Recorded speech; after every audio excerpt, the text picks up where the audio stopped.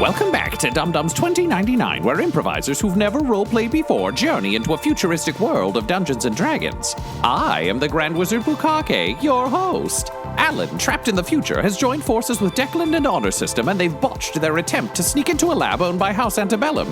But will regulator uniforms be able to protect our heroes from the guards' weapons? Will Alan be forced to reveal her magical abilities? Will our heroes die because Declan's a terrible actor? Find out next on Dum Dums and Dragons 2099.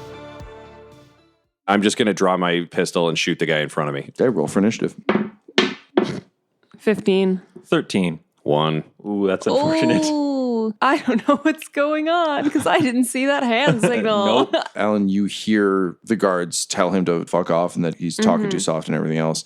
And you can see them, they're starting to raise their semi-automatics. What do you do? I don't know who else is watching. I don't want to use magic. I'm just going to draw my pistol as fast as I can. Are you going to shoot someone with it, or what are you doing? I'm going to see if that stops them first. And then if no one stops, then I'm going to shoot the one closest to me. I'm going to try to aim for the shoulder of the arm, going for their gun. So you're raising your pistol to see if they do anything. That brings us to them. The first guy continues to raise his assault rifle and opens fire on Declan. His first shot misses, second shot hits, third shot misses. You will take 4 points of damage, but I'll give you 1 damage reduction for the armor. Cool. Which brings us to his buddy. Buddy's going to shoot at... Am I shooting? Here's the way I see this going. It was a snap decision. Like, they were coming up with their finger on the trigger. It kind of drew to be like, eh? So as soon as he's done, you can take your action. Okay. Sometimes hesitation has consequence. They're going to open fire on you, Alan. 1 will hit. And you will take 5 points of damage, but with damage reduction 1 for the armor. Which brings us to your ready to action. So you're shooting the one closest to you. We'll say there's the one who talked and the silent one, so you're shooting at the talky one. Are you still aiming for his shoulder now that he's shot me and you've been shot? That's an excellent point. Thank you. No, I'm gonna move it over to his chest, like right in the middle. Okay, go ahead. 17 to hit. Yep, that'll hit. 6 damage. Traveling around with someone who makes friends with everyone, you're just used to everyone kind of laying down their arms. And then all of a sudden a bullet digs its way through your shoulder. And with that killer instinct we know Alan has, you just change the bead from his shoulder to his heart and just blow a hole through his chest. He looks almost shocked. Maybe this is the first time he's been in combat, who knows? And he drops to the ground dead. Which brings us to Honor System. I'd like to use my action for an exertion skill check. I'd like to tackle the remaining guard through the door and get into the building. Sure, go ahead. 7. So you robot forward, and he's like turning his rifle on you, and he's like, what the fuck? And then bam, you crash through the door, you land on him. You don't do any damage, but you're over top of him. Can I roll off of him just to like clear for follow-up gunfire? Sure, yeah, I'll let you use your movement to do that. Perfect, thank you. Which brings us to Declan. The door explodes forward as Honor System drives the guy through it. Is there anyone else in the hallway within sight of this guy? No. From your previous observations, the damage is a few floors up. I'm going to take a couple steps forward and try to shoot that guy in the head on the ground. 19 to hit. Yep, that'll hit. 6 damage. You stride forward, line up the shot, and, for a sniper shooting a guy on the ground, pretty easy. So you cap him in the head, his head turns to blood and ash. So, flaw in the plan. Apparently, I don't know what the fuck regulators talk like. We're going to do more research on the radio next time. Options for everyone. 1, I go across the street, climb a building, and try to shoot anybody who comes around the building. Declan, you've been hit. Correct. But we really got to focus right now because there's been open gunfire in the street. What's this place look like now that we're in here? Long corridors and an open like warehouse space? Think almost hospital, like it really is basically any of the bank towers downtown, like big lobby with kind of a security desk. There's no one there, obviously, because it's been done for a while, leading to elevator banks and stairs leading up into the facility itself. We should stick together. Can someone roll me a notice check? Whoever... I will because I'm not in this conversation. Great. 9. Alan, you see a panel next to the front door similar to the one that you saw in the shopping complex. Okay. I run over and hit it. I look over at her, punching a security panel. I go, what the fuck are you doing? What is that banging sound? Well, you've got a 50-50 chance for an interesting thing to happen, so... Rolled a 6. You were lucky. You mash the keypad and it bleep bloops, but doesn't break. I sprint over and violently shove Alan away from the security thing she's breaking. And I pull out my data slab and I immediately plug it in knowing that I've got some hacking software built in. I mean, I'm imagining I can see if there's an alarm going off and there... As soon as you plug in, you get a diagnostic scan of code. You can tell that no alarms have been triggered. The alarm is not currently active because there's workers coming and going. However, it does control the lockdown procedures for the facility. So I could lock it down, but it wouldn't trigger an alarm if I did so? Not unless you wanted to set an alarm. It's basically like security access. So in theory, anyone in the building from any of these panels can operate the main security systems of the building. Because if you're shutting down for the night, you'd need to close all the shutters. Great. I want to lock down the building, and I want to change the access code to a code only I have if it's open. Like, I want to go into the settings. Okay, roll me a fix, please. That's a double 1. However, once per scene, you can re-roll a failed skill check, taking the new roll if better. And I go, oh shit, I just opened some porno. I close that again. I open the correct hacking program, which is called Porna, named after my favorite hacker. You always do that. It's a Freudian slip. That is a 5. You see the codes run, and it's just like, it's something. So you don't have access to it. No one else does. It's just locked out. Yep. Take the wins where you can get them. Great. Yeah, so I'm definitely going to scoop. I guess I'll scoop both submachine guns. Why leave them? Just turn into War Machine. Oh, God, no. If you're a sniper, there's no way in hell you're going to try to shoot 2 guns yeah, at your once. stabilizing arm isn't exactly great for machine gun fire. Do they have any extra mags on them or anything like that? Because I'm assuming these are traditional submachine guns. They're MP5s. So I've got like the mags in both and probably 1 extra mag each, so I could still run out of ammo. Yep. Honor System is going to drag the corpse of the guard still outside, inside, just sort of out of the door frame. Immediately having scooped the guns, I'm carrying one of the SMGs, and I'm going to go right to that security panel and see if we've got any images or any of the systems. Wait, sorry, you mean behind the security desk? Yeah, behind the security desk. Ah, I see. Okay. No, the system is currently not active. Is there a map or anything of the building there? Depending on how finished it is, yeah. Yeah, I'd say there's a schematic you can airdrop pretty easily. I think technologists hit that point where it's a low-grade enough thing that you can just tap it on. So I'm going to take that. How many floors are on this building, Tom? It is a 20-story tall building. From the exterior damage, you can see that the fire appears to have been on floor 14. I've got the schematic. I would scan through it rapidly. Like, I'm not even talking to anybody. Honor System, I know what to do, so he's probably covering nearby entrances and just keeping an eye out. Alan, she already punched security, and she waited to shoot people. I'm very unimpressed with Alan right now. So I just want to know if there's like a genetics lab or any sort of laboratory in the whole thing. I'm imagining it's the 14th floor, but I'm trying to confirm. 14th floor is listed as personal storage. In terms of the genetics lab, there's a number of indications of storage. There seems to be a show floor, but for the most part, there's nothing on this schematic reads as there's a giant lab Yeah, here. nothing screams like, here's what you're looking for. Yeah. It's not like a video game map where you're like, oh, there's just a giant circle in the middle of this. We got no map. The only place there's been an explosion is the 14th floor, and this place should be dead. 14's got to be the place to be. Let's go. Honor System will walk up. Alan, if you were pushed so much that you fell, Honor System will give you a hand to stand up. Thank you. Gently lifts you up and says, please don't do that again. Yeah, I know. I've already hit the button on an elevator because I know the building's locked down, so no one can freeze us in it. And I'm just like, we got to get in the fucking elevator. Let's go. So the elevator doors ding open. You all pile inside. You punch 14, and the light doesn't turn on. Oh, fucking super. All right, time to take the stairs. There's a bunch of machinery there. You can try and hack the elevator if you want. Oh, I thought I was locked out. Okay. You're locked out of security, but you can Not the elevator. hack Okay, yeah, individual then, systems. then yeah, I'm going to plug into the elevator. And while I'm doing this, I'm just muttering. I'm like, Alan, if you ever pull a gun again and don't fucking shoot the person. All I told you was fucking shoot the person. Bourbon Sherbert tries to help but cannot. I do not know elevators. 7. I run a mean escalator, though. Bourbon, I didn't even know you were here. Do you know what? I appreciate the assistance. That is my job. So, yeah, you override it easily enough. You can see it would have been like a key fob or key card style access. The elevator doors close. I'd take a position to one side with my SMG in hand, and then I'd probably wave Honor System to the other one. Yep. And then we'd leave Alan standing because she still looks like a regulator. She looks like a regulator who's been shot, so we can get the drop on somebody if we so need to. the elevator shoots up several floors. On the 14th floor, the doors don't open. Instead, the wall behind you clicks, and the sort of back of the elevator shifts open. That elicits an exclamation point on Honor System's visor. Using my data slab, I would like to lock the elevator on this floor so we can come back to it. Sure, yeah, you've already hacked it, so that's fine. Great. And then I'll throw a password on it that's just like boobs, but it's spelled like 80085. Just so that. Impenetrable. Yeah. And then at the end, it's got 2 capital letters and like 3 more letters. Sure, so I'm like, yeah. nailed it. And then we're out into the floor. I imagine we're moving in military formation. Honor System should go first. Honor System first, and then I'm almost using him as cover until I can get you to can even, adequate cover. Like if you want to like rest the barrel of your gun or whatever like on my shoulder as we're moving. Doing like the Furiosa shoulder aim. Yeah, like that kind of thing. I feel like I'm doing that when we're going forwards, but once we get into the room, I'm then, yeah. swiveling to Yeah. cover the other angles behind you. Yeah. You find yourselves in a floor that looks very different from what you've seen. It's a lot more metallic, a lot sleeker. You can smell ash on the air from fire. Like it definitely smells like a fire burned floor. You begin moving forward. You can feel kind of a cool breeze possibly from outside. There seems to be some various things that workers have left in and around here, but no sign of personal storage. Clearly, you weren't supposed to find this. This isn't an open space. The schematics have clearly been doctored to seem innocuous.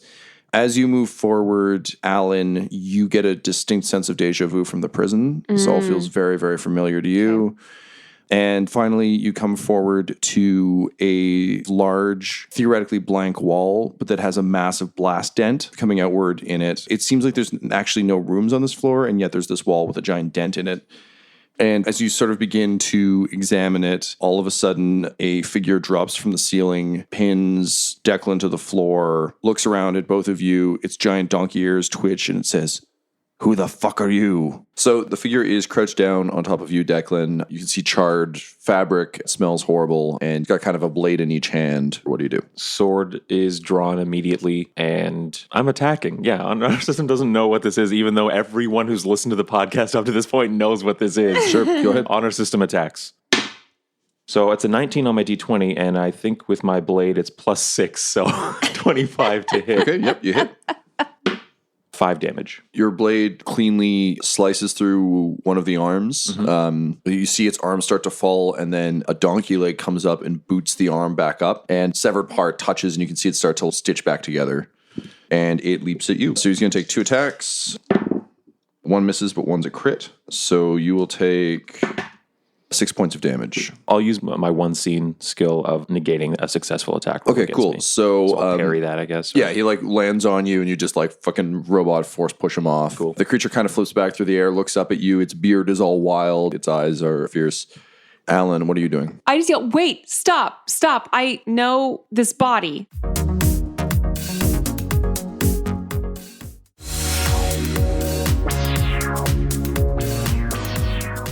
So it stops and turns to you, and its eyes narrow, and it says, "Wait, you were there. You were there in the room." Yes, who are you? Why do you have Quinny's body? Yeah, Quinny's, well, you know what I mean. I stand up quietly and train my SMG on this thing. Yeah, fair enough. It looks at you quizzically, seems to think for a second, and says, "Quinny, yes, he was one of us at some point, was he not?" One of who? The body kind of gestures to its multitude of parts and says, "Us." Yes. I'm just going along with this because I don't know. I'm going to comlink into Alan's head and say, "You got about 2 minutes to sort this out." And then Honor system is lanking around for to get ready for the next I'm attack. taking my rifle to go see what the fuck is showing up outside the building. Right. The body explains that it woke up in a burning room, seemingly to its mind, hours ago, and after some effort managed to realize it was sentient, and now they are calling themselves Stitch. They seem to remember being referred to as that at some point. Can you roll me a talk check, please, without disadvantage? 7. Very quickly, you're able to confirm that, yes, you were there. And I think over the span of a couple of minutes, as Declan's going to see what's going on outside, with Honor System standing by pretty vigilantly, you're able to fill it in on what was up, and like you're filling in blanks for it, and it's kind of saying, yes, I remember you, I remember seeing you leave. They're gradually coming to an understanding. So I explain the whole body transfer thing? You explain that, and Stitch seems to sort of nod sagely as though this is one of the final pieces of the puzzle. Okay. And then they say to you, do you want to see the lab? Yes. Where we were born? That's what we're here for. So Stitch offers to lead you to the lab. They turn to you, Honor System, and say, "We apologize for our actions. We were caught unaware, and we have known nothing but pain since we awoke in this world." Apology accepted. Thank you. So, Declan, do you immediately come back, or are you setting things up? I think what I'll do is toss the data slab to Honor System and just be like, "Record everything, and if you see any sort of computer, plug this in and just copy everything you fucking can. I'll stay here because we sort of murdered some people on the security detail, and there's more than 2. So if the police get called, maybe I can slow down, let's say, the tactical response." Understood. And Honor System goes to work on recording stuff. Cool. Declan, I'm going to say, as you get set up, you can see there's more traffic outside than there was, more traffic than when you were here previously as well. You aren't exactly certain what that means yet, but I think in terms of how your spidey sense works, it's a small deviation from what... It's a minor red flag. Exactly, yeah. Stitch on their donkey legs walks you kind of around the corner to a door that was clearly sealed by a number of different means that has been forced off by regulators. And inside, there's a completely torched lab that, Alan, you recognize as Martha's lab. You can see all the destruction you remember. The fire burned pretty bright. And Stitch gestures to the chair and says, this is where I was kept. I managed to sneak out when they blew the door, but that's kind of where they've been. I'm guessing no portal. You look to a wall, and there seems to be the superstructure of what would have been the portal. Honor system, can you please roll me a no check? 10. 10?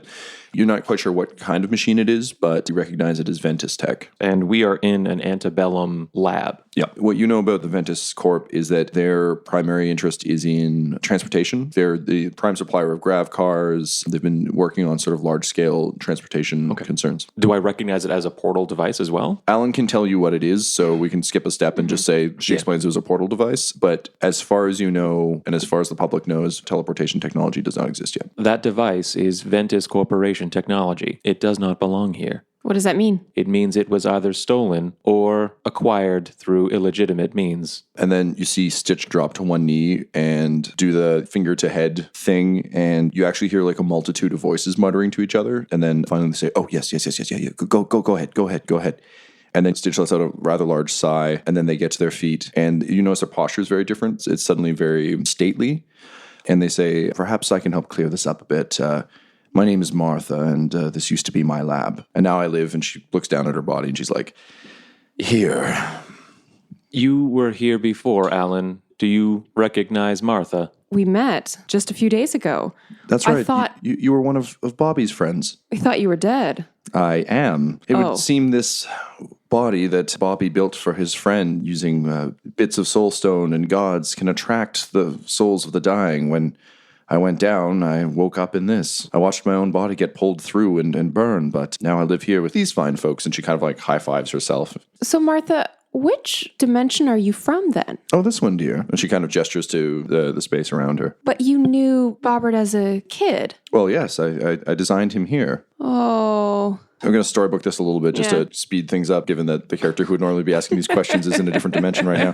Yeah. Also, with me in the other room, they're definitely both getting comments of like, "We really need to move this fast, people. There's going to be a police response and I don't want to die here." Yeah.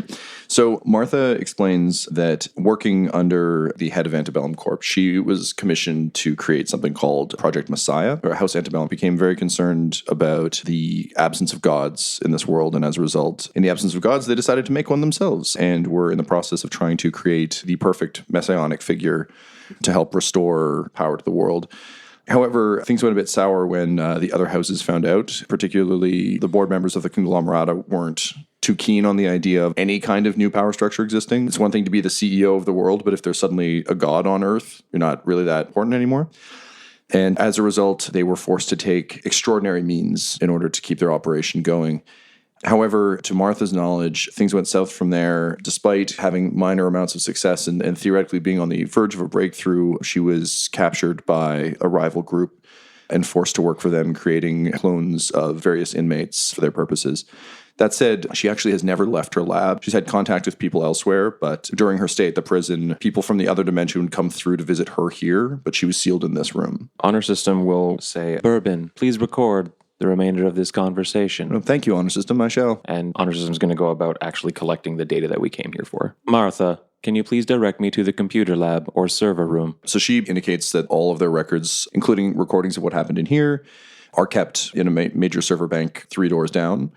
So you go down there as Alan and Martha are catching up. You find sort of a massive server bank and you jack into it and I think begin uploading. There's a tremendous amount of data on the idea of magic, on quantum energy, but more importantly, you find the genetic information you were looking for in terms of how mages are identified and more importantly, how you can mask their presence. So with this data, you think that if you were to pull off a successful raid on the stack, you'd be able to sufficiently mask the mages coming out of there. That said, given that you're also a heistman and you have interest in bringing down the houses, the ability to tamper with genetic makeup of people in order to get past the sort of advanced DNA scanners and stuff, pretty useful. So Cool, okay. You have the download bar going. Right, yeah. And you're collecting a mass amount of data. Declan, can you roll me a notice check, please? Could we perhaps make it a shoot check because I'd be looking through my sniper rifle? Sure. Oh, jeez. Thank God, because I am terrible at notice. 13. Ridiculous. 13 with 2d6. And he didn't even roll 2 6s. You sure you don't want to roll a notice check there, bud? I mean, 13 is still better than 10. You're starting to see what is being played off as very casual traffic is not casual traffic. However, these don't look like regulator vehicles, but there's definitely a perimeter that's rapidly closing in around the building. And you see a bunch of people in kind of civilian gear kind of getting closer and closer to the building. How long before they get to the building? Probably got about 5 minutes before they're inside the building. All right, everybody, we got probably, I'm guessing, typhus private military closing in on us. We got about 5 minutes before they're inside, so we have 2 minutes before we're getting the fuck out. I want to run to the opposite side of the building and see if we've got a full encirclement. You do. Well, fuck me. All right. Declan, what is our exit strategy? I need to pull up the building schematic. Is there a car park or any sort of underground exit that doesn't take us out on ground level? No, but you do notice on the schematic that at one point there was a landing pad on the roof. There might be vehicles up there. All right, we're going up. Nobody's going to see that one fucking coming. There's some sort of landing pad on the roof, so we got a bolt right now. You have exactly 60 seconds before we're in the elevator going upstairs, so let's go. I'm coming back to help. Martha, you coming with us? There's nothing for us here. So yes, we will accompany you. I'm going to turn things back over to them, though. They're a bit better at the punchy business. Stitch nods to you and gathers a few things. And just before you go, hands Alan a data pad that says, if you ever see Bobby again, give him this. It will explain everything. I don't know how we'll use that in our dimension. That's a problem for you to sort out, dearie. I can only give you so much backstory. The rest you'll have to sort on your own. Can I spend some stress? Yeah, sure. When the time is right, I would like, if you'll permit me, to activate the detonator for the car bomb I installed in the SUV that I hijacked. Yeah, I'll give that to you for 5 stress. That's all my stress gone. I'm happy. Great. The one other thing Stitch does before they go is run into a room that looks very Jurassic Park-y and pull up a classic Jurassic Park DNA spinny-majig, grabs a number of vials and quickly just throws a bunch of them in a bag, grabs a couple more things and comes and joins you. I dash in to help them. I've got one of the duffel bags because I imagine Honor System's got another one. Not knowing how useful the donkey person is, not entirely having heard that it's Martha, I'm just going to spend 30 seconds looking at whatever looks really expensive, like we could not afford, and I'm going to shove as much of that in the duffel bag as I can. So you get a bunch of data pads, you get expensive science gear. You also grab some vials. A few of them look like you could weaponize them. Beautiful. Yeah, I want there's those. Definitely some things you think you could turn into bullets. At first, it's selective picking, and then it's just the old sweep. Yes, where you just exactly. run your arm along a table into the bag. And you can watch Stitch kind of watch this with slight disappointment because it's a lot of expensive gear that was very carefully stowed. But after successfully getting all that, and you guys are ready to go, all of a sudden, your 2 subdermal implants and Honor System on your sort of encoded channel, you hear a voice saying, listen, we're the prodigals. We've come to help you. Please stay where you are. Declan? I don't say this through the comm, remember the last time we met the prodigals and then you almost got stabbed and then we got blown up? Fuck that. And then we just go for the elevator to go up to the landing pad. So you book it up to the landing pad, and as you do so, you're still hearing this voice saying, look, we understand. We've talked to Fiddlesworth. We know what's going on. Please let us take you in. There's a horrible sci-fi remix of an elevator song. Laura, what's the elevator song? Green Day's When I Come Around. But a sci-fi remix? Yeah. Sci-fi There's a lot remix more of it. Blade Runner style, Yeah. wah, wah, wah, is going on in the background. The doors open onto the landing pad. Clearly, it hasn't been used in a long time. Everything's been exposed to the elements. Inside, there's a small, all 4 of you can fit on it. It's almost a rickshaw with grabs, but it's pretty busted up. It's almost like a golf cart. It's meant for just going between buildings, not really long distance. It's disused. There's a reason it was left behind, but looking around, there's probably enough stuff that you could attempt to fix it if you want. Well, here's what I'm thinking. Worst case scenario, the prodigals are here to try to kill us, so we got to drive away. Bright side scenario, prodigals are here, want to help. Maybe they'll just lug their way up to this floor. So I vote we try to fix the fucking cart and then disappear. Understood. Let's get to work. So who's trying to fix the cart and how? Not me. I was going to say, we'll leave Alan and Bourbon Sherbert and Martha To watch the Stitch. elevator? Yeah, you guys will be on elevator patrol. So how Cool. many elevators are there, Tom? Up to this floor 2, there's also 2 sets of service stairs. So think of it almost like classic movie New York roof door. So like a small sort of access shed with 2 elevator banks and then flanking those doors to stairs on either side that lead back down into the complex. Okay. And then the landing pad itself is the majority of the roof. So I think quickly, I've locked down the one elevator that we've already got. Yep. I tell Stitch to go block the other doors. Alan, I stick behind some, if there's like a heating vent or something near the elevator that we can jam her into cover, and I give her an SMG to point at the door. And then we both go to try to fix the bike. I turn to you with the detonator in my hand and I say, Declan, I'm about to activate a diversion. Work quickly. And I hit the Hit the button. So a block away, a middle-aged elf named Jim Carvson is in the process of filing a report with the regulators about his missing vehicle, and he's very pissed off because, he had a very big day planned, and there was much shopping to do, and he was going to consume so much today, but how is he supposed to consume if he does not have his automobile? The good news is the regulators have tracked it. They realize it's not too far away. They bring up camera footage of it, and he's like, oh, finally. And then the car explodes. And with it, his dreams of being able to buy presents for his family today. He sighs, pulls out his tablet, and immediately starts scrolling through new vehicles. Smash cut back to the building. So the car explodes. It's a couple blocks away, but you get the sense like it's a loud boom. Mm-hmm. It may not distract the people who are coming into the building, but it will cause attention to be drawn to the area, which might fuck with them.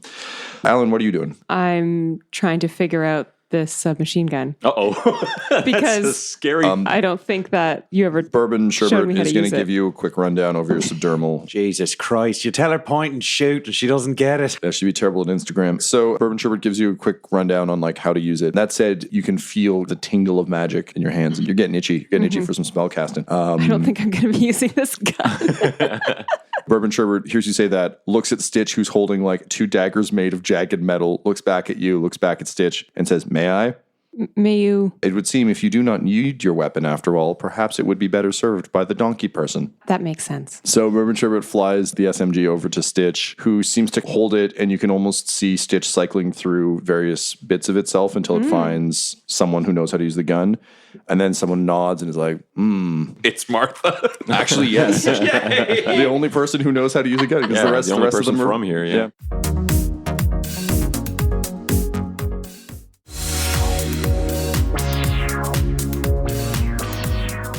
So at this point, step one would be trying to figure out where the problems are. There might be just some disrepair I could do quickly, but if there's anything critical, then I'm hunting through other parts around. Yeah, so this is definitely going to be a MacGyvering job, but roll me a fix check, please. Yeah, I think Honor System's probably assisting me with this. Not in a way that he knows how to refill I think it's this, that literal thing of like one person is in the guts of the machine and asking for parts, and I'm just a gopher. I've also got 5 units of spare parts, so if any of those are useful. Yep. Fix for both of us, and I'm just assisting? Or? Yes, please. Okay.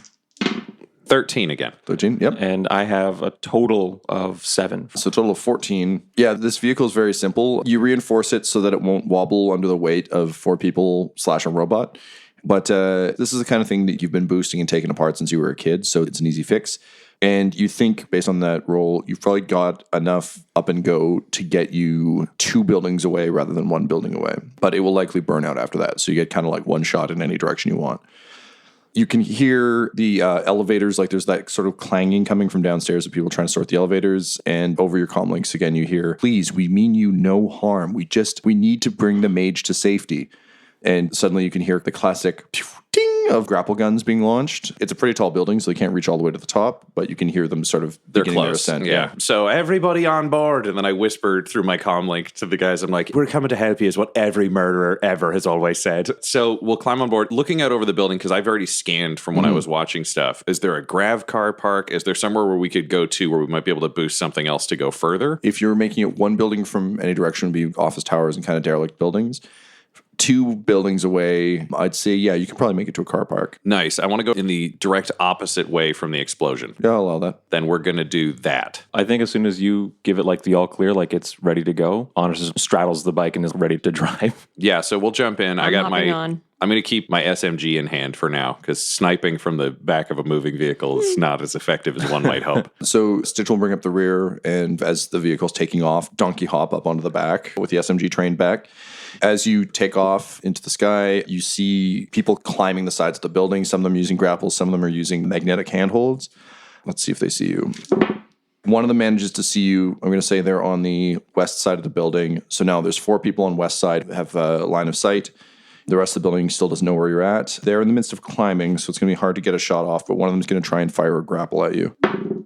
I hope he succeeds because that sounds awesome. He does. So good work. So basically one of them, quick thinking, is like, "Oh shit," fires a grapple gun and gets yanked off the side of the building. The rest of his compatriots just kind of have to watch because they didn't think he's fast. Another one fired one. It did that sad coil out and then fall thing, which is just... Whenever you fuck up in any Batman video game. Exactly. So you've got one guy hanging off the bottom. He starts strong-arming his way up the rope. I look to Honor System and I say, "Get us to the top of the car park and hit him into it." And then I will lean over the side aside and take a shot. Can you roll me a pilot check, please, on your system? Yeah. Did you have something else you want to do there, Tyler? I did want to talk to Declan, but I'll pilot this thing first because I should be driving. I should focus on driving. Pilot check is 9. You managed to keep it steady. Okay. Declan, he is one out of a much larger force. Now that we have separated him, we can interrogate him. He's climbing up here to fight us in the sky. We have the high ground. All right, I'll just injure him. And I switch from the SMG to the pistol, and I still shoot at him. So go ahead and roll your attack there, Ryan. 20, not natural. Okay. Dirty 20. You'll hit. I like as you that. spray fire down the rope at this desperate man. Well, this is just a laser pistol. I don't want him to die, but he could. 7 damage. He does. You fire down the rope. You're trying to like aim non-lethally, but instinct and But such. you're pretty nonchalant about it. Yeah. So how much are you really trying? The laser blast takes him in the chest, and his body slumps, and now is just hanging off the rope. Oops. So on our system, you managed to pilot the cart to the top of the garage. What are you doing with the body? You're bringing it with you? You leaving it? What's going on? I think we should investigate the body. Yeah, I think we'll bring that with us. So you reel the body up. Can you roll me an exert check, please, sir? No problem. 7. You're able to pull the body up, toss it in the trunk of a car. We'll do our classic mid-range, American-made, kind of forgettable. We prefer tinted windows to hide the donkey person. I hijack a Ventus Prius. Yeah, great. You jack the Prius and off you go. Smash cut back to the police precinct. Jim has just bought a fantastic new Ventus Prius, and he's very happy about it. We stole from a car used dealership? car lot across town, and he's excited to go pick it up, so he gets on a bus. You fly by signs saying lowest deals on the net, and off you go. Given that you made a cleanish getaway, I'm going to say that you can safely get back to your safe house and you can regroup there, or you can go anywhere else. Safe house would make sense to me because we have a corpse we want to identify and a bunch of stuff to hack into. Yeah. I don't really want to go to a hotel and be like, hi, can we bring the corpse up to the room? I'd like to open him up and see if he's, memorable. Maybe Declan. he's a celebrity. We cannot afford a hotel. That's true. We do only have 100 credits. We could afford a real shitty motel. But seriously, I don't want to bring a corpse there. So I The think body doesn't have anything on it? that's a great question. Can we pull over for a second? We pull over in an alley and I get out and check the body in the trunk for cash. As you quickly check the pockets, he's got a data pad. He's got one of those black cards. And around his neck, you find a sigil. Basically, he's got a medallion that seems to have 5 different almost elemental icons on it, similar to the ones you'd see in Magic. Cool. But other than that, yeah, no house sigils. He's got a mid-range, those stun guns from Minority Report? It's kind of like one of those, and that's it. Cool. So we'll take that stuff and go back in. And I'm like, okay, so we have money, but I still think we should go to the stash house. Unless we want to go somewhere else. Alan, you seem to be really attached to the idea of a hotel. Do you love room service or 5 stars? What are you looking for? No, I'm just used to them. Let's go to wherever's safest. The safe house is the safest. Perfect. We're going to take you back to our place. I'm sorry it's a bit messy. We weren't intending guests. We're in the midst of a heist. But you know what? I feel like a donkey will feel right at home. We take offense at that. Why? You seem like a nice person who'd be respectful of other people's more places. than just a donkey. Okay. Although our donkey parts are pretty excited about this safe house. I don't really know how to have this conversation with you. Stitch. What's your species, Stitch, if I had to call you something other than your name? Stitch starts pointing out various parts of itself. It's like, well, these were gnome abs. These are dwarven. Okay, do you know what? Why don't we make up a new name for you? Because you seem like you're something new. People say donkey and you don't like that. But I think if there's some donkey in there and there's a bunch of other stuff, what if we just call you a Donker? We will take our species as a donker, but our name is Stitch. Stitch the Donker. I appreciate it. I'm Declan the Human, Honor System the Robot, and this is Alan the Magician. Half elf. And Bourbon Sherbert, the Survivalist Robert. Well, I'm glad we all know each other now. All right, let's get to the safe house. And by safe house, I just mean our house. That is safe. As much as anywhere when the bad guys have grapples. This is why I'm a survivalist, Robert. All right, so you guys managed to get to your safe house. I think it's probably like the equivalent of an office above a pizza parlor. It's our Ghostbusters house kind of thing. Yeah, kind of, but much less impressive. It's like the Palfy Ghostbusters. You pull into your safe house. Are you bringing the body up with you, I assume? Yeah, we're going to bring everything up and then we got to go ditch the car. Cool, so you do that. Where are you going to ditch the car? We've done this before. I think I just drive it under a bridge and set it on fire and walk away. I was going to say, what was the name of that lady who our friend Frederick owed some money to? Tiffany Rathburn. If we could just choose somewhere that might be on her property or something that would just cause her a nice little hassle, that'd be great. Smash cut to Tiffany Rathburn counting credits because she honestly didn't expect that she was going to get paid out. And then the camera is positioned at her sipping tea, reading things, and just in soft focus of the background is the gates to her house. And there's just like a little winking fire in the distance, getting closer and closer and closer and closer, like in Get Out. And then suddenly the flaming car smashes through the gates. Yeah, I just left a brick on the gas. And then it crashes through her foyer. And she's still sipping her tea, and she's like, third time this week. I get back, and the first thing I say is like, Declan, message delivered. Smash cut to our boy being arrested for vandalism because the car he bought crashed through her house. This man was known as Goldtooth until he lost his teeth yesterday from getting hit with a data slab. As he gets busted, he's like, I didn't even get a chance to commit vandalism. Okay, so you have disposed of the car. You're back to the safe house. You've got a corpse. You've got a bunch of genetic data to go over. What I think probably makes sense from sort of an RP perspective is spending kind of a day going over the data you have. Alan can talk to Martha and kind of figure that shit out.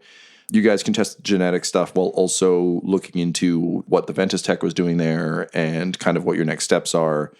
Currently, you have the genetic data that Fiddlesworth said he could help use to mask mages, mask Alan's ability to use magic, as well as possibly help any wizards you save. However, you're uncertain about what his actual motives are, and now you've encountered both regulators and kind of unknown group claiming to be prodigals. Yeah. You know that there's division within the prodigals in that Fiddlesworth believes that the planet is worth saving and it's worth bringing magic back to it, whereas most of the prodigals believe that Exodus is the only solution. So you've got that going. You know that Grayson is ramping up operations in a pretty large way and is rapidly becoming the largest house in the block. However, Ventus is an odd entry into the field. You also know that F and S seems to be playing both sides. Yeah. Currently, you don't know much about Rathburn Industries. You don't know much about Amazon. And you still don't know too much about House Antebellum and the Unseen Hands, Inc. Given this operative's loadout, it suggests he was not trying to kill us. Well, there's sort of two possibilities there. To me, it suggests they wanted to be sure they didn't kill Alan, because Alan is the only living mage on this earth. Whereas they very well might have disabled us, taken Alan, and shot us all in the head. Does this guy have like a pistol or anything? This specific guy is only armed with non-lethals. Well, I don't mean that he would do it, but what I mean is if you're going to send in a military unit, you need everyone taken alive, and you don't care how many people die, you definitely only give them non-lethal options. Otherwise, people end up shooting people. Remember when I tried to take this guy alive, but I had a real gun? Yes, it did not go well. Exactly. That could very well happen otherwise. I don't know. If we look into it, we might be able to find some answers. Maybe if I talk to Tony about it, we could find out a little bit more about them. But first, let's do our sort of like technological autopsy. Agreed. Here is the data slab you asked me to fill with information from the servers. So I'm going to give you a few minutes to plan, and then we'll come back and talk about what's up. Our heroes worked together through bonds of fellowship, tears, laughter, and hope, and developed a plan that they thought would be appropriate. When that journey was complete, they nominated Ryan to explain it to Tom. So Tom, Alan's going to talk to Martha/Stitch and try to piece together as much as she can about the intents of the bosses, that kind of thing, who is involved there. Honor System and I... It's a lot to go through. It's probably more than a one-person job. Yeah, I mean, this is all going to be stuff we're all doing, but it's sort of like primary versus, I would say, the assists, if we all get our 100%. Yep. I will focus on pricing out the gear we get from the lab and trying to find ways to sell that so I can eventually buy some info from Tony the Chainsaw Linetti about the ongoing and current house wars with what we know, because maybe I could relay some of that. That might be worth credits. And then we can figure out maybe how Ventus, Rathburn, and Amazon fit into the equation so we can figure out who we're playing off against who. Yeah, and I'm going to sift through the information I downloaded. I know I kind of got an overview from you already, but I'd like to know how we can use it practically and immediately. And if a closer look at the information reveals any details. We also want to know if there's stuff we shouldn't give away because it's too dangerous, or stuff we can give away because they'd want it, but it's not necessarily that threatening. Okay, let's pause for coffee, and I will put that together. This episode of Dum Dums and Dragons 2099 features the voices of Ryan LaPlante at the Ryan LaPlante on Twitter, Tyler Hewitt at Tyler_Hewitt on Twitter, Laura Hamstra at EL Hamstring on Twitter, and our DM Tom McGee at McGeeTD on Twitter. This episode's sound was edited and mixed by Laura Hamstra. The system we're playing is called Stars Without Number, and Dum Dums and Dragons artwork is by Del Borovic, who can be found at delborovic.com. Our theme songs are Core Collapse and Sanctuary of the Sky Gods by Nathaniel Yaverne, and our ad music is No Control and Chiefs by by Jazzar, Jahzzar, all available at freemusicarchive.org. When it comes to Dum-Dums and Dice, you can visit our website at dumdumdice.com. Our Twitter and Instagram are at dumdumdice, and on Facebook at facebook.com/dumdumdice. But most importantly, we've got merchandise at redbubble.com/people/dumdumdice, or you can join our Patreon at patreon.com/dumdumdice. That's DUMBDICE. Now I'm off to do future things before we return for the next episode of Dum-Dums and Dragons 2099. An epilogue, written by Tom but recorded by Ryan because Tom is on vacation. Shen Vray had been a farmer a few days back. So had her parents been. So had their parents. None of them had been that good at farming, but it was all they knew. Now Shen knew something else. Now she knew war. The battle for Phandalin had been her first. Years of reaping and sowing had made her formidable with a hand scythe. While other townsfolk took up the weapons offered by the heroes of Phandalin, she brought her own, only taking a small buckler to keep her safe as she did her work. Turns out, war was just reaping of a different kind. Taking back her town had given her a sense of purpose she'd never felt before. There were better farmers in Phandalin, but few better fighters. So when the heroes of the Phandelver mines asked for volunteers, Shen was first in line. And now she was in it, raiding a slaver camp, taking the fight to the unseen hand bastards who took her town. The soldiers were better trained and better equipped, of course, but they weren't prepared. Busy sending captives through some weird metallic portal. Magic. Real magic. The kind Shen had only heard of. The fury of the disgraced paladin, the heart of the dragonborn sorcerer, the havoc caused by the battle wagon and the little blue berserker, it was too much for the troopers. Even Uncle Jim Jim got in on the action. Apparently it wasn't his first fight either, and Shen held her own. She learned a lot, realized she had a long way to go before she could take these fighters on her own, but she'd put in the time. No one would threaten her home ever again. Like the rest of the victorious militia, she stalked the battlefield, rounding up survivors and prisoners. She saw the little blue one's fallen body, saw a terrifying woman screaming in rage over it, then a cold shadow passed over her. Somehow, she knew that shadow was smiling. Then, through the mist, a figure came stalking in. He was huge and hulking, soaked in blood and wearing a dented pot? His toilet seat hair framed a haggard face with an eye patch. He had a massive buzzing sword clutched in his hand. Shen raised an eyebrow. You one of us? The mysterious orc nodded. Shen looked for a commander and, finding none, Shen decided to step up. She extended her hand. Great. Welcome to the Resistance. What's your name? A stray bee escaped the hilt of the orc's blade. I'm a Lil Pim Pim. I'm back to kick ass.